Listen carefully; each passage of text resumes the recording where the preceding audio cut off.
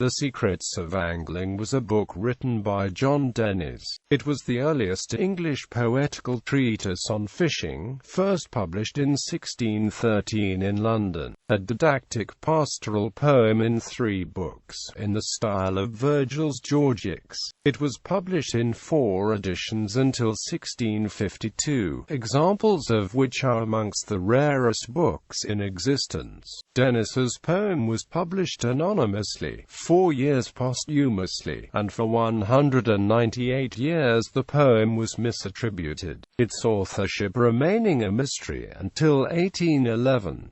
Publication and authorship. First published in 1613, Dennys's book was published after his death. The author was identified by the initials J.D., and had been attributed to up to 6 poets. In 1811 the authorship was determined from a 23 Martii 1612 entry in the stationers' registers, which showed that Dennys authored the book. The Secrets of Angling was published in 4 editions, the last in 1652, and copies are amongst the rarest books in existence. The Secrets of Angling was the earliest English poetical treatise on fishing. Morgan George Watkins stated that the tone of the poem is religious. It is full of lofty sentiments and natural descriptions, a poetical atmosphere surrounding even the commonest tools of the angler's craft. Dedication. The first edition contained a dedication by R.I. to John Harborne of Tackley, County of Oxford, whom he called "my much respected friend." Structure of the work. A didactic pastoral poem in 3 books, totaling 151 verses each of 8 lines, in the style of Virgil's Georgics. Book 1 The Antiquity of Angling, with the art of fishing and fishing in general, the lawfulness, pleasure and profit thereof, and amp, with all objections answered against it, to know the season and amp times, to provide the tools and amp, how to choose the best and amp, the manner how to make them fit to take each several fish. Book 2 The Angler's Experience, how to use his tools and amp, his baits, to make profit by his game. What fish is not taken with the angle and amp, what isn't amp, what is best for health, in what waters and amp rivers to find each fish.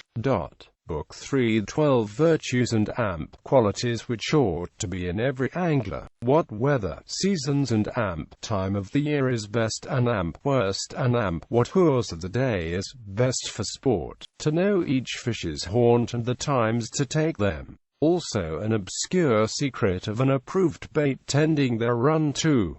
Excerpts. First verse. The following is the first verse of Book 1 of Angling, and the art thereof I sing, what kind of tools it doth behove to have, and with what pleasing bait a man may bring the fish to bite within the watery wave. A work of thanks to such as in a thing of harmless pleasure have regard to save the dearest souls from sin, and may intend of precious time some part thereon to spend. Earliest reel described. The work contains what is thought to be the first printed description of a reel, yet the remains of fishing tools to tell. Some other sorts that you must have as well. A little board, the lightest you can find, but not so thin that it will break a bend. Made smooth and amp, plane your lines thereon to wind, with battlements at every other end, like to the bulwark of some ancient town, as well walled Sulchester now razed down.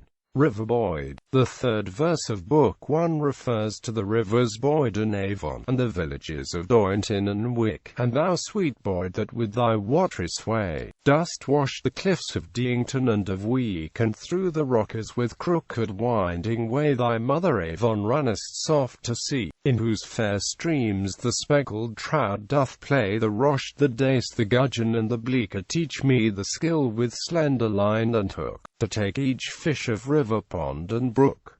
Woodcut illustrations. The woodcut in the 1613 edition title represents an angler with a fish on his hook, and the motto, "Welfare the pleasure that brings such treasure," and a man treading on a serpent with a sphere at the end of his rod and line labeled, "Hold hook and line, then all is mine." The second edition, conjectured to be about 1620, Bullsh, augmented with approved experiments by Larsen, and has the same woodcut on the title. The third edition, which may be 1630, was printed at London for John, has a slightly different woodcut, with a varied motto, "Welfare the pleasure that yields such treasure." The woodcut in the fourth edition title of the other editions here figures as frontispiece, the angler being dressed in the costume of a later period, and the flowers, foliage, etc., a little modified.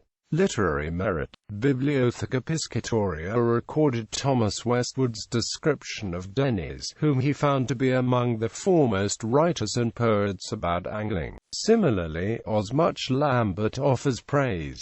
Dennys was both poet and angler born. His verses are admired and bespeak a natural love of the art whose praises he sequentially sings. James Wilson said that his work is remarkable for its beauty, part of which has been quoted by Walton. Biographer Morgan George Watkins wrote that, "The author has chosen a measure at once sweet and full of power, and its interlinked melodies lure the reader onwards with much the same kind of pleasure as the angler experiences, who follows the murmuring of a favorite trout stream." Marie Loretto Lilly stated in her book, The Georgics, that The Secrets of Angling is not a great poem, but it should hold an honored place for sweetness of verse, for its beauty of description, and for the lessons that the poets gently and happily teach us.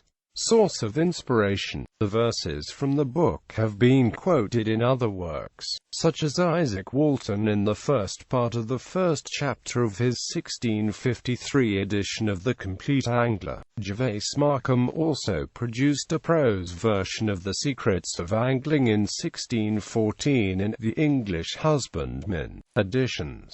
First edition. ID. Esquire.